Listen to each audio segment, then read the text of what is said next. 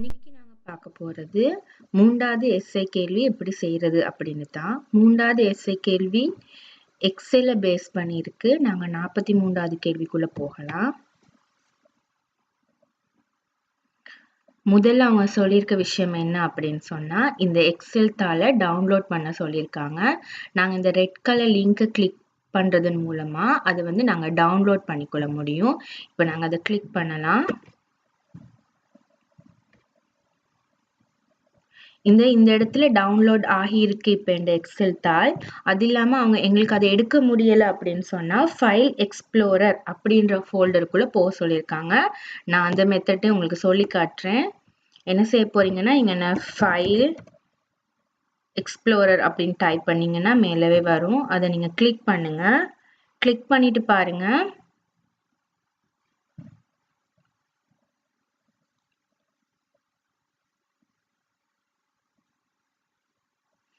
இந்த பாருங்க, sales.xls இருக்கு. இதை நீங்க டபுள் கிளிக் பண்றதன் மூலமா அந்த ஃபைல் ஓபன் ஆகிடும்.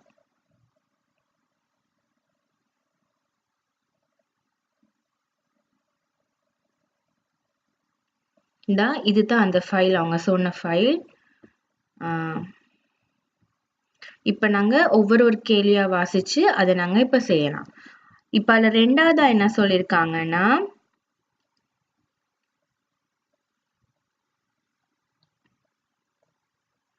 பி நிரலிற்கு பின் டிக்கு இடையில வந்து குவான்டிட்டி அப்படின்ற ஒரு கொலமை சேர்க்க சொல்லியிருக்காங்க. நாங்க அதை எப்படி சேர்க்கிறது அப்படின்னு சொன்னா, நீங்க டில இங்க மேல வந்து கிளிக் பண்ணுங்க. இங்கன்னு இல்ல, மேல வந்து நீங்க கிளிக் பண்ணிட்டு உங்களை வந்து பிக்கும் சிக்கும் இடையில தான் சொல்லியிருக்காங்க. அப்ப பிக்கு மேல வந்து நீங்க கிளிக் பண்ணிட்டு அதுல வச்சு ரைட் கிளிக் பண்ணி இன்சர்ட் கொடுங்க. அப்ப பாருங்க, பிக்கும் சிக்கும் இடையில ஒரு கொலம் ஒண்ணு உருவாகிருச்சு. அத குவான்டிட்டின்னு போட சொல்லிருக்காங்க. குவான்டிட்டி.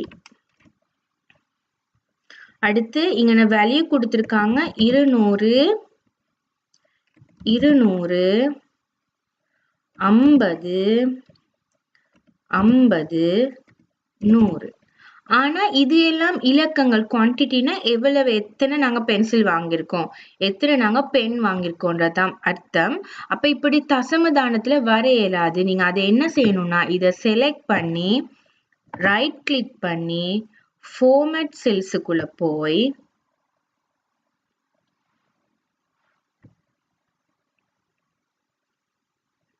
இதுக்குள்ள போய் நீங்க ஜெனரலுக்கு கொடுங்க.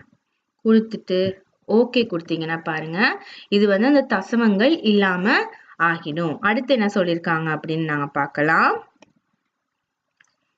இப்ப அவங்க சொன்ன ரெண்டாவது நாங்க செய்துட்டோம். அடுத்தது வந்து அமௌண்ட்டை கண்டுபிடிக்க சொல்லியிருக்காங்க. அமௌண்ட்டை கண்டுபிடிக்கிறதுக்கு யூனிட் பிரைஸை குவான்டிட்டியால நாங்க பெருக்கணும். அப்ப நீங்க அதை எப்படி செய்ய போறீங்கன்னா, இந்த இடத்துல வந்து கிளிக் பண்ணுங்க. இதை சொல்றது நாங்க செல் அப்படின்னு சொல்லி இந்த இடத்துல வந்து நீங்க கிளிக் பண்ணிட்டு ஈக்குவலா டைப் பண்ணிட்டு யூனிட் பிரைஸை நீங்க செலக்ட் பண்ணிட்டு ஸ்டாரை நீங்க கொடுத்துட்டு குவான்டிட்டியை நீங்க செலக்ட் பண்ணுங்க. அதாவது ஈக்குவலா டைப் பண்ணிட்டு யூனிட் பிரைஸ் இருக்க செல்லை செலக்ட் பண்ணிட்டு தர கொடுத்துட்டு குவான்டிட்டி இருக்கிற செல்லை செலக்ட் பண்ணிட்டு என்டர் கொடுங்க. பாருங்க, கொடுத்தீங்கன்னா 200 நீங்க 10 ரூபாவால பெருக்கினா 2000 ரூபாய்னு வரும். அடுத்த கேள்வியில என்ன சொல்லியிருக்காங்கன்னா, இத வந்து D3ல இருந்து D6 வரைக்கும் காண சொல்லியிருக்காங்க. அதாவது காப்பி பண்ண சொல்லியிருக்காங்க. அப்ப நீங்க வளைமை மாதிரி திரும்ப திரும்ப செய்துட்டு இருக்க தேவையில்லை. என்ன செய்ய போறீங்கன்னா, இந்த பாக்ஸுக்கு திரும்ப இந்த பாக்ஸுக்கே போங்க. நான் உங்களுக்கு ஜூம் பண்ணி காட்டுறேன்.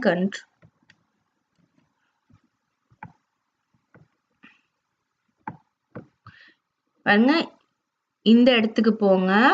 இப்ப நீங்க இந்த செல்லை செலக்ட் பண்ணுங்க. செலக்ட் பண்ணிட்டு உங்களோட கர்சரை நீங்க மூவ் பண்ணிக்கிட்டு வாங்க. வரக்குள்ள பாருங்க, இங்கன இருந்து வரும்போது மவுஸ் பாயிண்ட் மாறிடும். ஒரு பிளஸ் மாதிரி வந்துடும். அந்த நேரம் நீங்க மவுஸை கிளிக் பண்ணிட்டு ட்ராக் பண்ணிக்கிட்டே வாங்க. எங்கன வரைக்கும் உங்களுக்கு தேவைன்னு. எங்களுக்கு வந்து ரேசர் வரைக்கும் தான் தேவை.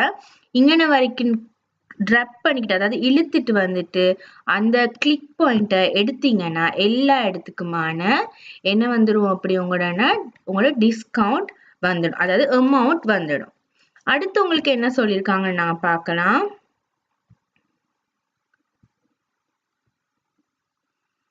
எல்லா உருப்படிகளுக்குமான அடுத்து வந்து கழிவு காண சொல்லியிருக்காங்க. கழிவு காண்றதுக்கு வந்து எங்களை B7 அப்படின்ற செல்லை மட்டும்தான் பயன்படுத்த சொல்லியிருக்காங்க. அப்ப அதுக்கு நாங்க ஒரு வழி ஒண்ணு இருக்கு. எப்படின்னு சொன்னா, இங்க வச்சுதான் நீங்க டைப் பண்ணணும். ஒவ்வொரு தடவையும் நீங்க 2% டைப் பண்ணக்கூடாது. B7 நாங்க டிரெக்டா யூஸ் பண்ணணும். கீழே நாங்க காப்பி பண்ணும் பொழுதும் கூட B7 தான் வரணும். இப்ப பாருங்க, இந்த இடத்துல ஈக்குவேஷன் வந்து B2 தர C2. இப்ப இத கீழே கிளிக் பண்ணி பாருங்க. ரெண்டாவது இதுக்கு B3 தர C3. அப்ப நாங்க கிளிக் பண்ண கீழே வரும்போது எங்களோட ரோடு நம்பர்ஸ் மாறிக்கிட்டே தான் வருது. அப்ப இங்க இருந்து நாங்க திரும்ப கீழே கொண்டு வரக்குள்ள இந்த 2% அப்படின்ற கழிவு 2%ஆவே தான் இருக்கணுமே ஒழிய B7, B8, B9 மாறக்கூடாது. சரியா? அதுக்காக நாங்க என்ன செய்யணும் அப்படின்னு சொன்னா, நீங்க முதல்ல வளம மாதிரி தான் பெர்சன்டேஜ் காண்றதுக்கு தர ஈக்குவல் அமௌண்ட்ட பெருக்கணும் நாங்க இந்த 2% கழிவால. சரியா? அப்ப எங்களுக்கு எந்த பிரச்சனையும் இல்ல, 20 ரூபாய்னு வந்துடும். ஆனா எங்கட இந்த B7 அப்படின்ற செல் வந்து மாறக்கூடாது. அப்ப நீங்க என்ன செய்வீங்கன்னா, இந்த 7க்கு முன்னால ஒரு டாலர் சைனை போட்டீங்கன்னா சரி. ஏன்னா நாங்க கிடையாகத்தான் இதை நாங்க மூவ் பண்ண போறோம். அப்ப எங்கட ரோ தான் மாறாம இருக்கணும். columnக்கும் இதுக்கும் சம்பந்தம் இல்லை. அதனால எந்த பிரச்சனையும் இல்லை. நீங்க Bக்கு முன்னால போட தேவையில்லை. போட்டாலும் எந்த பிழையும் ஏற்பட போறது இல்லை. ஆனா இப்போதைக்கு எங்களுக்கு இந்த 7 இது மட்டும் மாறாம இருந்தா போதும். அப்ப நீங்க டாலர் சைனை போடுறதுனால என்ன நடக்கும்னா, நாங்க பிக்ஸ் பண்ணிட்டோம். அந்த செல்லை நாங்க பிக்ஸ் பண்ணிருக்கோம். அது மாற முடியாது. நாங்க எங்க நகல் செஞ்சாலும் அது B7 தான் இருக்கணும். சரியா? அதைத்தான் இதுல சொல்லியிருக்காங்க. வேணா நீங்க இங்கனைக்கு ஒரு டாலர் சைன் ஒண்ணு போட்டுக்கொள்ளுங்க.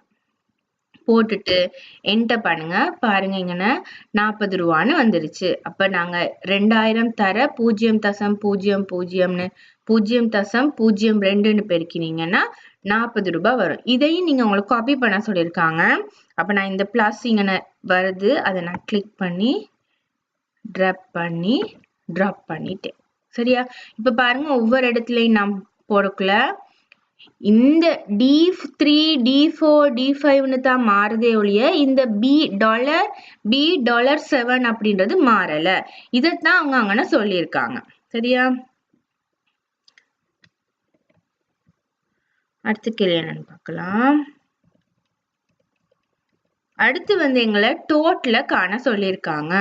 டோட்டல் நாங்க எப்படி காண போறோம்? அமௌண்ட்ல இருந்து எங்களோட டிஸ்கவுண்ட்டை நாங்க கழிச்சிட்டோம்னா சரி. அது கூட அவங்க கீழே கொடுத்துருக்காங்க உங்களோட இது எப்படி வரணும்னு சொல்லி. அதன்படி நீங்க இதுல சொல்லியிருக்க செய்துட்டு போனீங்கன்னா சரி. டோட்டல் பிராக்கெட்ல ருபீஸ்ன்னு போட்டு சொல்லியிருக்காங்க. Equal amount minus discount enter. இப்ப இதை நீங்க டிராப் பண்ணீங்கன்னா சரி. சரியா? அடுத்து என்ன சொல்லியிருக்காங்கன்னு பார்க்கலாம். அடுத்து எங்களை கிராண்ட் டோட்டல காண சொல்லியிருக்காங்க. சமன்பாட்டை பயன்படுத்த சொல்லியிருக்காங்க. அப்ப நாங்க என்ன செய்ய போறோம்னா, ஃபங்க்ஷன்ஸ் ஏதாவது யூஸ் பண்ணலாம். டோட்டல் தானே காணணும்னாங்க. அப்ப ஃபங்க்ஷன்ஸை யூஸ் பண்ணா சரி. எப்படி செய்ய போறீங்கன்னா, இந்த இடத்துல வந்து ஈக்குவல் சம் பிராக்கெட்டை ஓபன் பண்ணி இதுல இருந்து இது வரைக்கும் செலக்ட் பண்ணி பிராக்கெட்டை க்ளோஸ் பண்ணிட்டு என்டர் கொடுத்தீங்கன்னா சரி. இது பணம், அதனால நாங்க எல்லாமே இதை தசம தானத்துல கொடுக்கணும். அப்ப நீங்க திரும்ப இதை செலக்ட் பண்ணுங்க, ரைட் கிளிக் பண்ணுங்க, ஃபார்மேட் செல்ஸுக்குள்ள போங்க, நம்பர்ஸ்ல போங்க, டெசிமல் பெருமானம் 2ன்னு கொடுங்க. ஓகே கொடுத்தீங்கன்னா சரி. அடுத்த கேள்வி என்னன்னு பார்ப்போம். அதுக்கு முன்னால இங்க பாருங்க, இங்கிட்டு வெளியே வந்து கிளிக் பண்ணி பாருங்க. இந்த இங்க பார்டர் எல்லாம் இல்ல. அப்ப நீங்க இதை செலக்ட் பண்ணுங்க. பார்டர் போட வேண்டிய இடத்துல இங்கன வந்து ஓல் பார்டர் அப்படின்னு கொடுத்தீங்கன்னா இது எல்லாத்துக்கும் பார்டர் வந்துடும். அவங்க சொன்ன மாதிரியே எங்களுக்கு இதை உருவாக்கி கொள்ள முடியும். பாருங்க, இதே தான் அவங்க செய்ய சொல்லியிருக்காங்க. நாங்களும் அதே மாதிரி செய்திருக்கோம். எந்த பிழையுமே இல்லை. புக் ஷாப் சேல்ஸ் எனும் தலைப்பில் உள்ள ஒரு வட்ட வரைவை காட்டுக. அப்ப இந்த பெருமானத்தை வச்சுட்டு எங்களை ஒரு வட்ட வரைவு ஒண்ணு செய்ய சொல்லியிருக்காங்க. நீங்க என்ன செய்ய போறீங்க? இத மட்டும் நீங்க செலக்ட் பண்ண போறீங்க. இன்சர்ட்டுக்குள்ள போய் பை சார்ட்டை செலக்ட் பண்ணி வட்ட வரைவு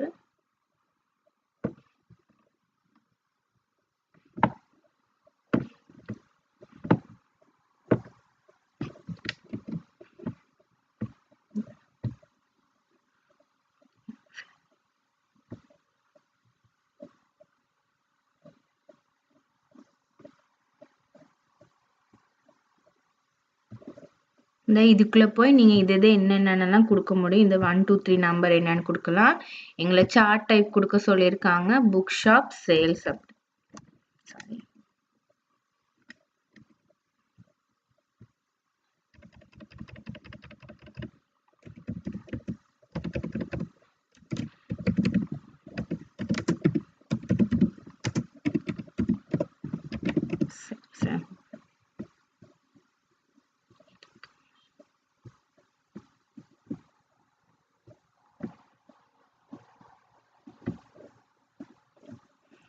இந்த இடத்துல வந்து இந்த எடிட் கொடுத்துட்டு ஒன்றுக்கு பதிலா முதலாவது நம்பர் என்னத்தை இண்டிகேட் பண்ணுதோ அதை நீங்க கொடுத்தீங்கன்னா சரி. எடிட் கொடுத்துட்டு ஒன்று வந்து பென்சில்ஸ் கமா 2 வந்து pens comma books 120 comma books 200 comma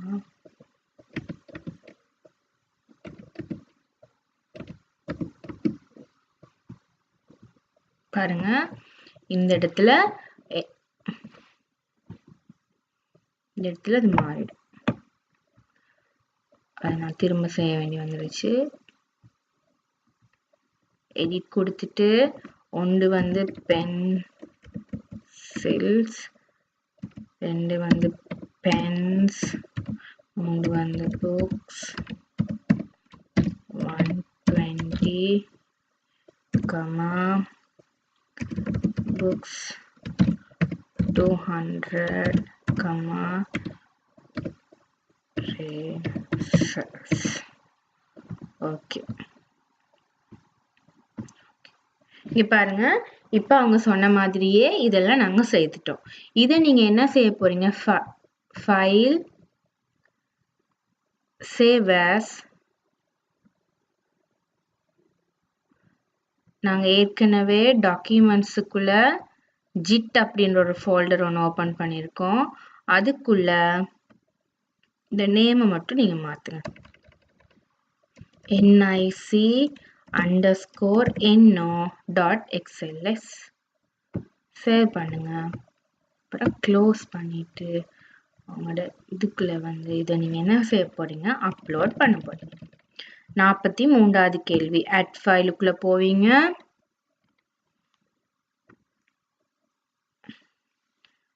upload ஃபைலுக்குள்ள போவீங்க. சூஸ் ஃபைல் போய் ஜிட் ஃபோல்டருக்குள்ள போய் எக்ஸல் ஃபைலை செலக்ட் பண்ணி 43ன்னு கொடுத்து அப்லோட் ஃபைல். இப்ப எங்களோட எக்ஸல் ஃபைலும் அப்லோட் ஆகிருச்சு. அடுத்து நாங்க 44வது கேள்வி எப்படி செய்யலாம்னு சொல்லி அடுத்த வீடியோல பார்க்கலாம்.